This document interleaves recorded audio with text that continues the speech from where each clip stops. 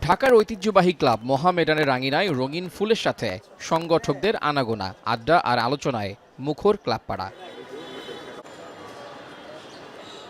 সবার জমায়েতের কারণও আছে। সামনেই মোহামেডানের বার্ষিক সাধারণ সভা ও নির্বাচনের মাধ্যমে গঠিত হবে ১৭ সদস্য বিশিষ্ট পরিচালনা পর্ষদ। নির্বাচন সুষ্ঠু ও অংশগ্রহণমূলক করতে এরই মাঝে বেশ কিছু পদক্ষেপ নিয়েছে নির্বাচন কমিশন। মঙ্গলবার থেকে শুরু হয়েছে মনোনয়ন ফরম বিক্রি, চলবে শুক্রবার বিকেল ৪টা পর্যন্ত। সভাপতি পদের জন্য এখন পর্যন্ত একটি ও পরিচালক পদের জন্য ১৬টি ফরম বিক্রি হয়েছে। নির্বাচন কমিশন আশা করছে শেষ দিনে ফরম বিক্রির সংখ্যা বাড়বে। ডাইরেক্টর যারা নির্বাচিত হবেন ওদের মধ্যে থেকে পরবর্তী ডাইরেক্টর ইনচার্জ, ডাইরেক্টর ফিন্যান্স এবার আলাদা করে দায়িত্ব দেওয়া হয়। তার মানে আমাদের ১৭ সদস্যের কমিটি ইনক্লুডিং প্রেসিডেন্ট।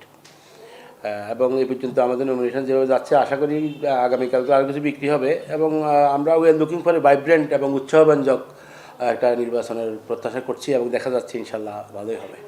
ক্লাবের আইন অনুযায়ী প্রার্থীদের মনোনয়ন ফরম যাচাই বাছাই ও বাতিলের সিদ্ধান্ত নির্বাচন কমিশনের।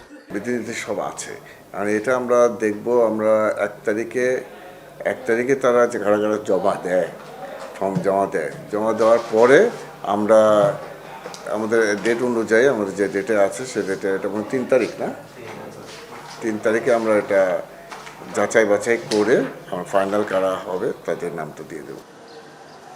দেশের অন্যতম সফল ক্লাব ঢাকা মোহামেডান, কিন্তু এখনও ক্লাবটি নেই সুনির্দিষ্ট কোনো কাঠামো। নিজস্ব মাঠ না থাকা থেকে শুরু করে ফুটবলারদের বেতন দিতে না পারা সহ নানা সমস্যায় জর্জরিত ক্লাবটি। নির্বাচনের মাধ্যমে এসব সমস্যার সমাধান হবে এমনটাই চাওয়া ক্লাব সংশ্লিষ্টদের।